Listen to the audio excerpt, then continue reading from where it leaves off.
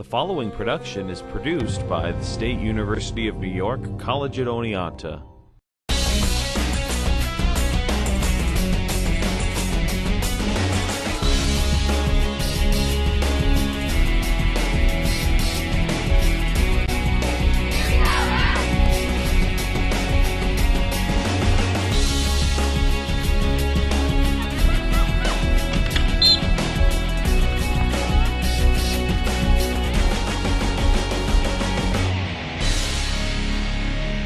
Good evening and welcome to this week's edition of Inside Red Dragon Sports.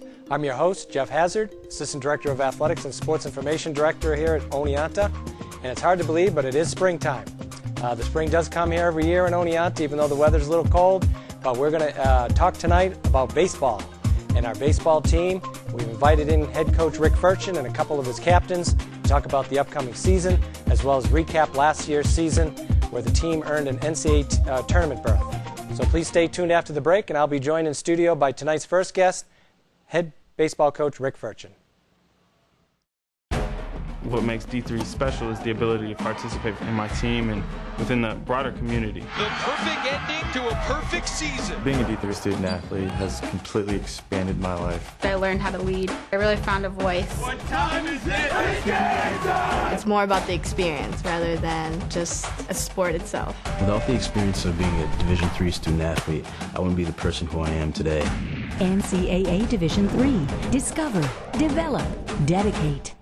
Welcome back to the show. Joining me now is head baseball coach Rick Furchin. Welcome back to the show, Rick. Hi, Jeff. Thanks. Appreciate it. Well, first of all, let's recap 2010 a little bit because we didn't get to have you on the show after your very successful last spring. But first of all, congratulations on earning the program's first NCAA tournament berth. Thank you, Jeff. I appreciate it. We certainly played well, and we had a great season. And also, along with that, we had Dave Felak, a junior pitcher for us, drafted in the 4th round by the Atlanta Braves. Pretty exciting for him and the program. So why don't you talk a little bit about last year and what that means to the program going forward? Well, last year was just a very rewarding year for the kids that they worked very hard. And it was nice to see finally, the program getting that opportunity to get into the NCAA tournament.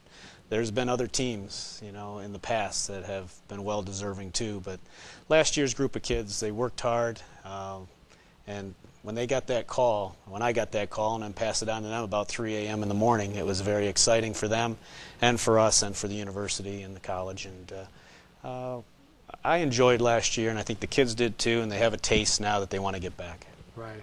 Now, so you think going forward as you're recruiting and as you're trying to get these kids to work hard in the off season, you kind of have that bone out there to throw to them now because, hey, we've been there, we want to be back there. So do you think that helps you a lot when you're recruiting and trying to get them to work hard? It helps a lot. You can talk to the kids and tell them these are the holes that we need to fill. This is what we're looking for. This is what we need to improve on, and you have that opportunity. And our top recruits are listening to that. We still have to wait on some of them because most of the top recruits are also waiting on that D1 scholarship that they hope to get, but at least they're listening and they're talking to us and visiting us and seeing what we have to offer. Now, you say kids, Division I. I mean, obviously with Dave Felak being drafted in the 4th round, I mean that's a high draft pick. Those are the kinds of kids that we're getting in our program. Is there really a huge difference between a D1 kid and a kid like a Dave Felak that comes and develops and gets his shot at the majors? I think the biggest thing with D1 is that you're looking for a more accomplished, established player, where what we're looking for when we go and recruit, we're looking for that God-given, what's the arm strength and running speed, and there's probably a weakness that they might have that the D1s aren't willing to offer. Okay. But we're willing to work with, and now we can give them opportunity to see in the field a little bit sooner than maybe a Division I might. Right. Now, when you're assessing a player, a lot of times you talk about those 5 tools. What are those 5 tools that you really look for? Well, the 5 tools obviously is speed, arm strength, defense, hitting, and hitting for power. Now, and you think, because last fall we inducted Brendan Heslin, someone who played for you, outstanding baseball player for us. You considered him kind of like one of those 5 tool players. He developed into a 5-tool player. Right. He didn't come to us as a 5-tool player, and that's where we can maybe steal some of these athletes that aren't getting the so-called money that they're hoping to get, right, and see the development over the years. And you know, Brennan fit that to a T. He had that speed, he had that arm strength, he didn't hit for power early, but then all of a sudden he started to hit for power, and defensively he was very good. So those are the kind of kids we hope to get and to hope to develop. Now, so you think that in Division III, there's more of an opportunity to develop players like that? So by the time they're a junior, or maybe even in their senior, those kids could be those 5-tool players. Yes, and that's one of the reasons why I enjoy Division III, because you have that opportunity to watch kids go from maybe a prospect their freshman year to a prospect their junior year, and maybe more their senior year. So it's fun to watch kids develop, and those are the kind of kids you want to have. You don't want to have kids that, that come here and after 2 years they just stay steady. You want to see kids improve every single year, and hopefully see them get an opportunity to go to the next level. Right. Now, you've been at all levels. You played at Division I, Valparaiso. You coached there. So are those really the differences that you see? When you were at Valpo, what kind of players, what were the differences there? I would say what you're looking for as a D1 coach is you're looking for more impact kids that are more polished. Maybe you don't have to develop as long as maybe you do at Division III. So you're hoping that they can step in their freshman, sophomore year, help right away. Where Division III, you get the same type of athlete, but they might be missing, something from a hitting standpoint, arm strength standpoint, defensive standpoint that you can develop. It may take longer, but at Division III, you can afford that, especially if you get a quality athlete. Right, right. Now, Dave Felak, yes, came here as a catcher. Yes.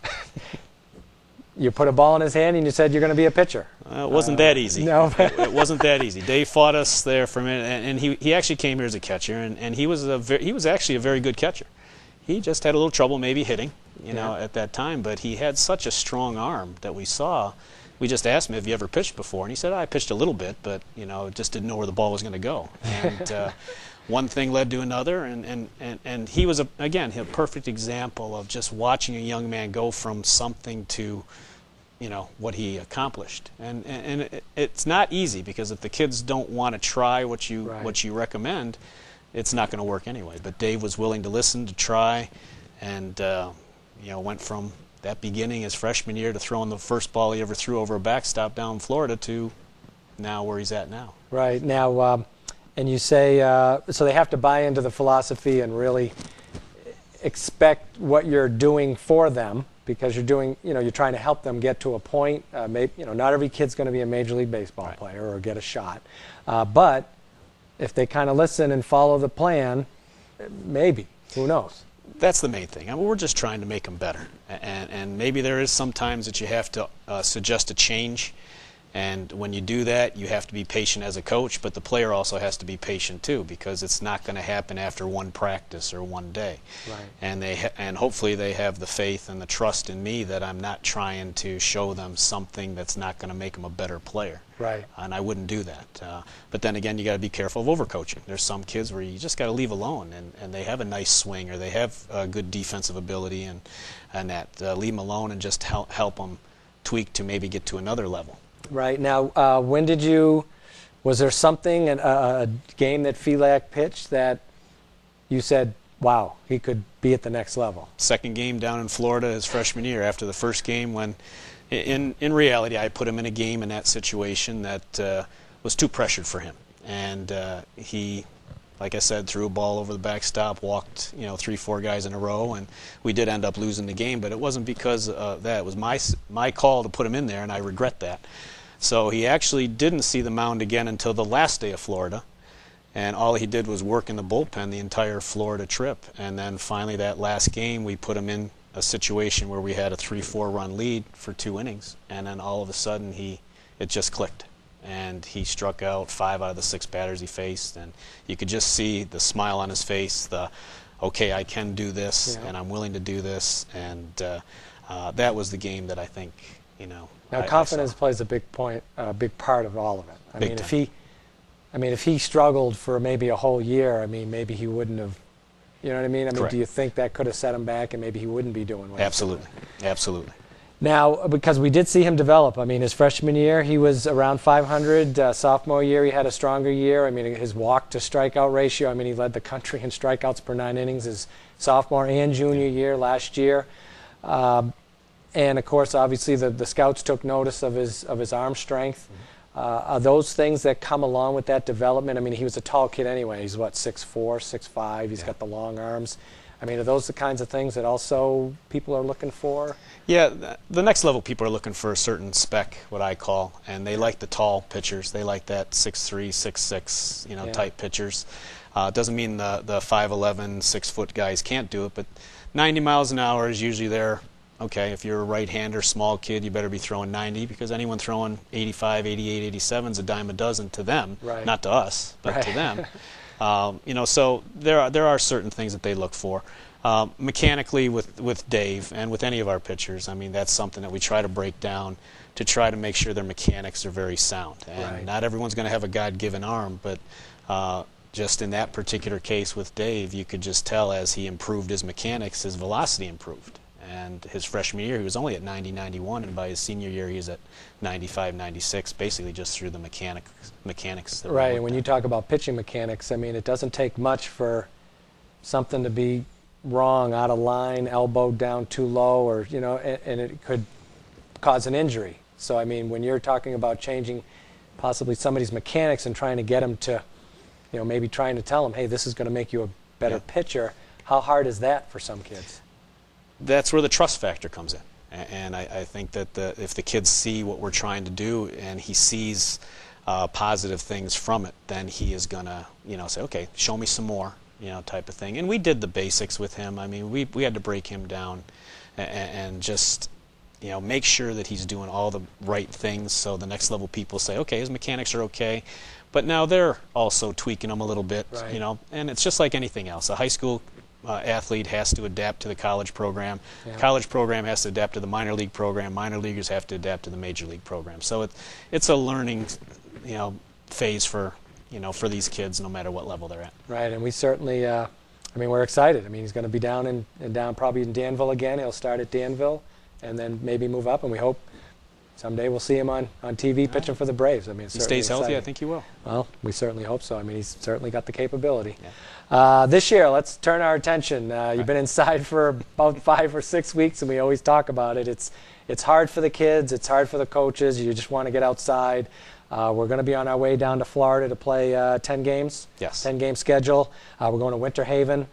Why don't you just tell us a little bit about what your prospects are for this year and maybe talk about a couple of the kids that might be some standouts for us. We're very excited about this year, and I am. And everyone says, well, you lost this. But, these kids, we have the majority of our pitching staff coming back. We have a core of our defense coming back. And the way they have improved, the way they've worked, the way they have their eyes focused on returning. They had a taste of it last year, didn't achieve what they wanted to, and now they want to get back to see if they can do something more. And it's going to take a lot of hard work because now you have the target on your back, and people are going to go after you, and you're not going to surprise anybody. You're not going to creep up on anybody. But I'm really pleased with the pitching depth again that we have.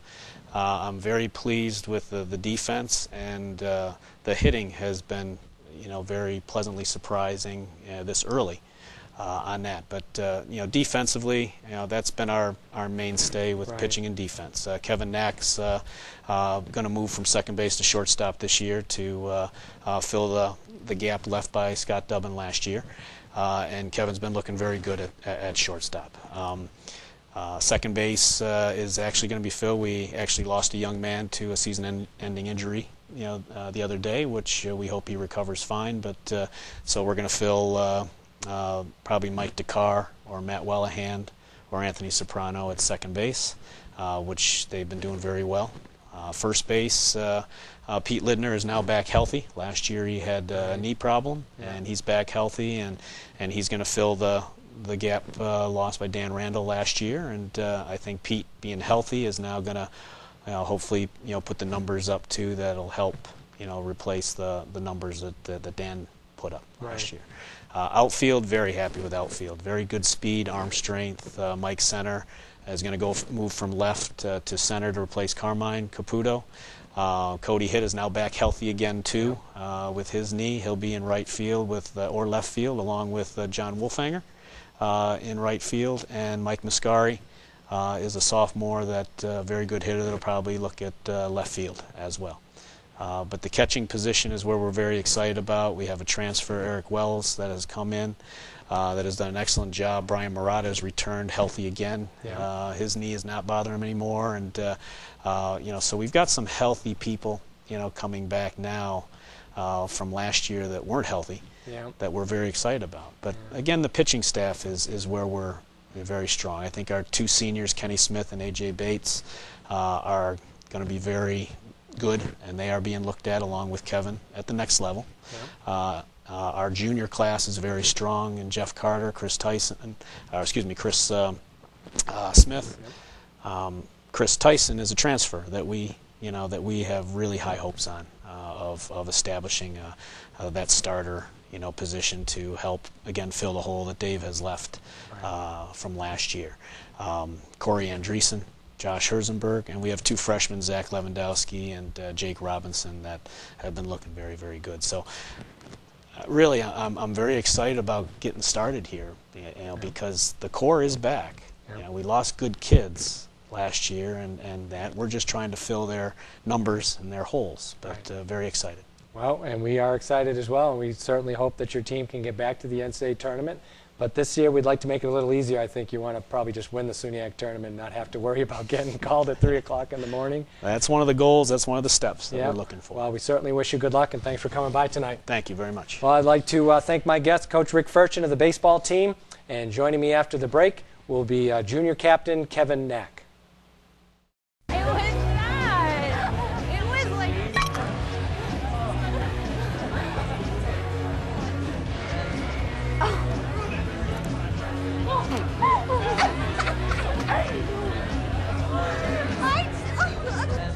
It's easy to tell if you've had way too many. But what if you've had just one too many? Buzz driving is drunk driving.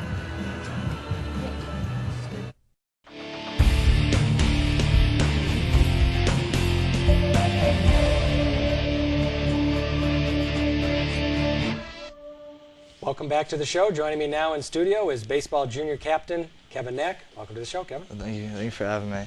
Why don't you tell us a little bit about yourself?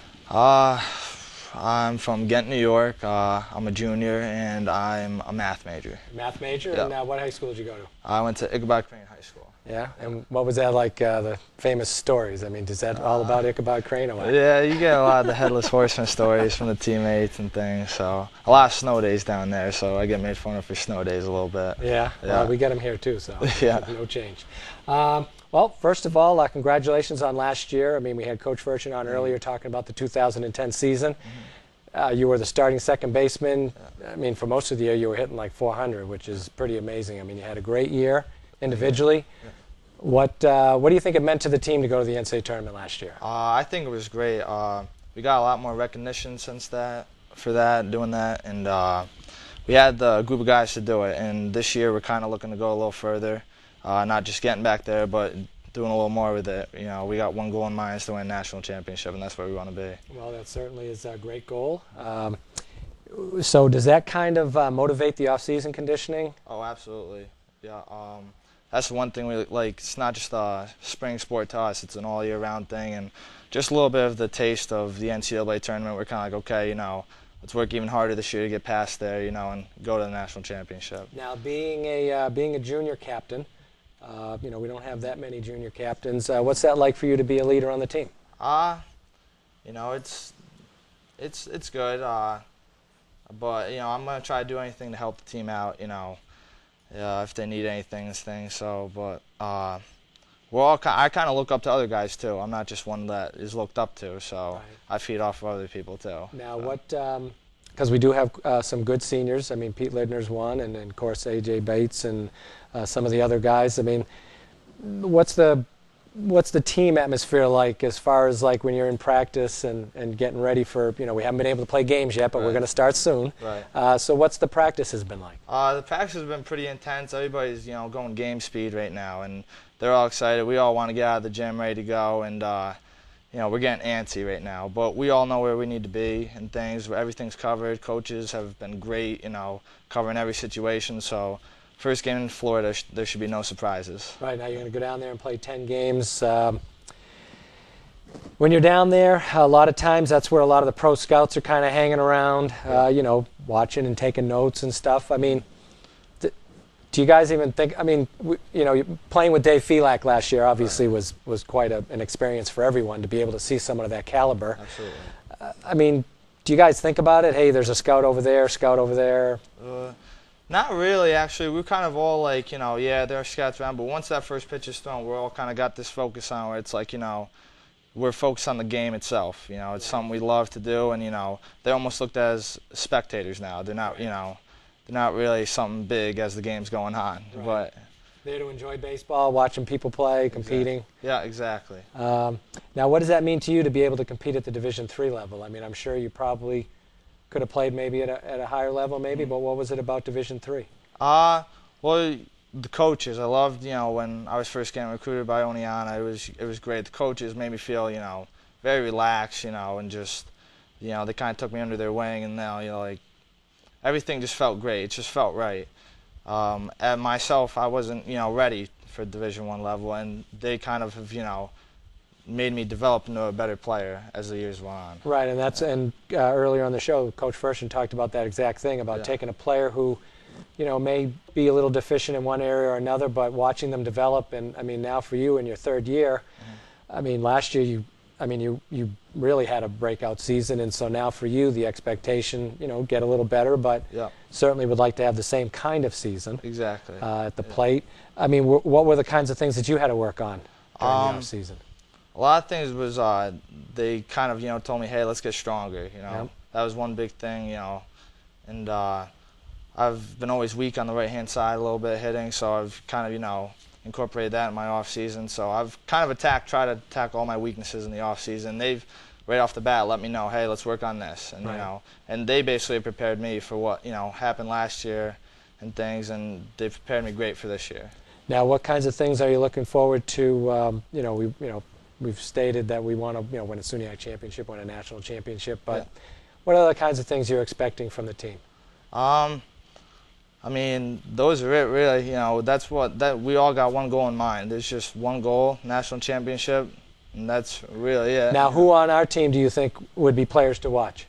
Players to watch, probably Pete Lidner, Kenny Smith, AJ Bates. You know, the guys have always been consistent for us in the previous years, and a lot of the young guys too, like what's his name, Robinson, Jake Robinson. Jake Robinson, yeah. And Zach Lewandowski. So they're all guys that are younger, but they're like, hey, you know, throw me into the fire, I'm ready. You know, so they're gonna, you know. So some of our freshmen are kind of chomping at the bit a little bit too. Exactly, they want to compete for that starting position. Exactly, and they're making us better too. Well, and I was just going to ask that. I mean, really, if there are younger guys in the program that are pushing the older guys, I mean, it really makes the whole team better, right? Exactly, yeah, that's what we look for. Well, certainly, we hope that everything kind of comes together for you guys this year. We certainly will enjoy watching you again this spring, and we hope that you stay healthy, everyone stays healthy, and we hope to see you again in the NCAA tournament. All right, thank you very much. Well, thanks for coming by. Thank you. All right, well, I'd like to thank junior captain Kevin Knack of the baseball team. And after the break, I'll be joined by senior captain Kenny Smith.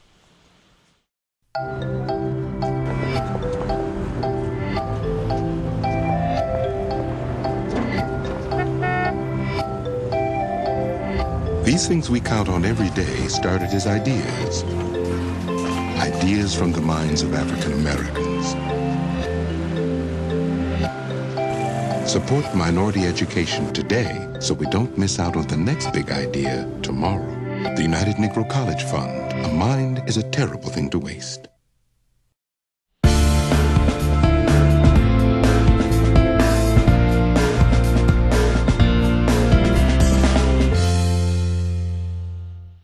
Welcome back to the show. Joining me now in studio is senior baseball captain Ken Smith. Welcome to the show, Ken. How are you? Good. Why don't you tell us a little bit about yourself? As you said before, as you introduced me, my name is Kenneth Smith, and I'm from Austin, New York.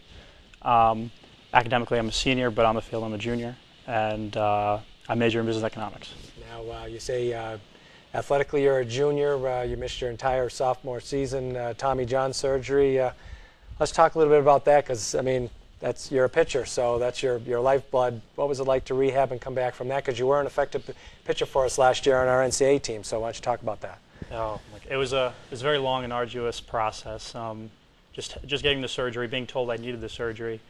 I was crushed at first, but after the hard work and the dedication I had, for the game, and also for rehab, it was easy to get back. And also, just the commitment that everyone has in the team, like for success. It was easy to get back and to push myself and to get to the level of achievement that we got to last year. Right. Now, certainly you were. I mean, at the end of the year, you were starting games for us, so you missed the first about third of the season for us.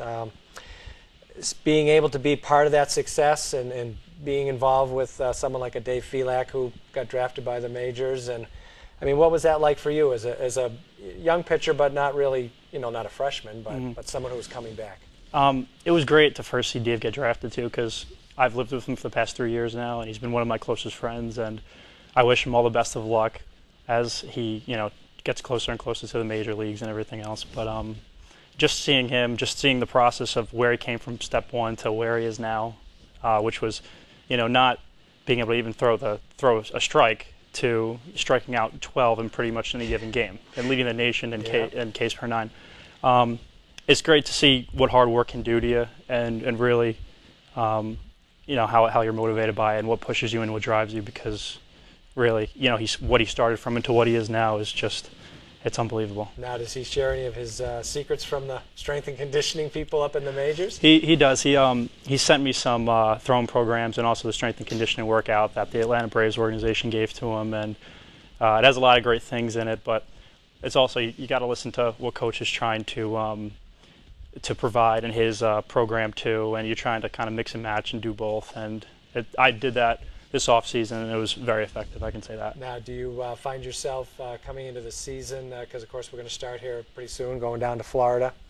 How do you look at it at the beginning? I mean, do you think you'll be able to start off pretty strong right away, or? I mean, I'm hoping, but at any given day anything can happen. But if you just go in there with the utmost confidence and know that the most important pitch is strike one, as being a pitcher, then all things should be okay then. I have a great field behind me. Yes. Great infield, a great outfield, great defense. They're all very fast, and they're great with the glove too. And we should be totally fine. I don't have any worries at all or anything like that. Any concerns? Because that's what Coach Furchin talked about. He's pretty solid defensively. He really feels like he's got some, everything is covered. We got a lot of veterans coming back. I mean, even though we, graduated a few players, I mean, we still had the nucleus of the team pretty much up the middle. Our second shortstop, that kind of stuff.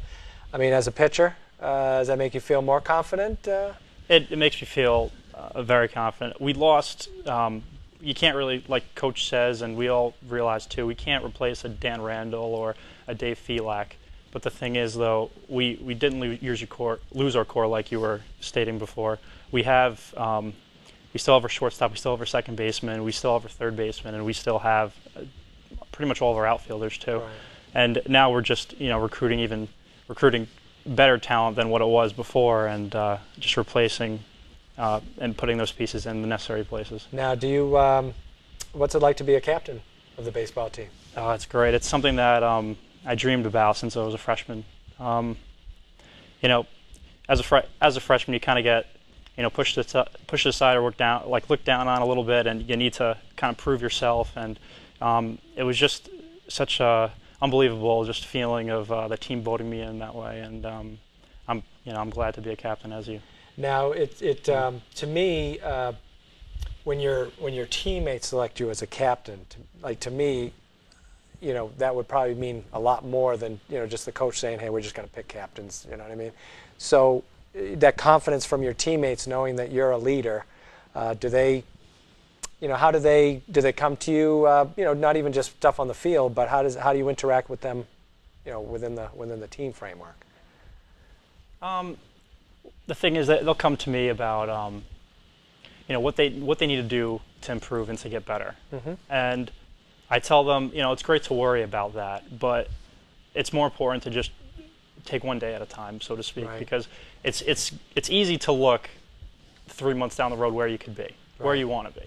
But if you take things day by day, and you're putting the utmost effort into any activity or any exercise you're doing, chances are you're going to get better. And also not only improving physically, but improving on the mental aspect of the game too. Because baseball, many people, many athletes have agreed that play baseball that it's more of a mental game than it is physical. And you can do tons of exercises physically. You can do as much running, as much lifting, or strength training as you can do to get better physically, but you still might not get better because what needs to improve is the mental aspect instead of the physical aspect. Now, what kind of hopes do you have for this year for yourself and for the team? Well, for the team, I hope that we win a SUNY championship. I haven't experienced winning one yet. I've come very close, but this year is definitely the year. We all have high hopes of winning the SUNY championship, and then from there, moving on to regionals and proving how good we are and how valuable our team is, and moving on to the College World Series. Well, we certainly hope that happens, and we certainly hope that you have a healthy and a very productive season for us as one of our starting pitchers. So thanks for coming by tonight. Thank you. All right, well, I'd like to thank Ken Smith and my other guests, Kevin Knack and Coach Rich Ferguson from the baseball team. Yes, it is springtime, so please keep an eye out for our schedules on our website for all the latest changes. As you know, springtime can be pretty crazy with all the games being postponed and canceled. So please check our website for the latest information. And I'd like to thank you for joining us this week, and we'll see you next time on Inside Red Dragon Sports.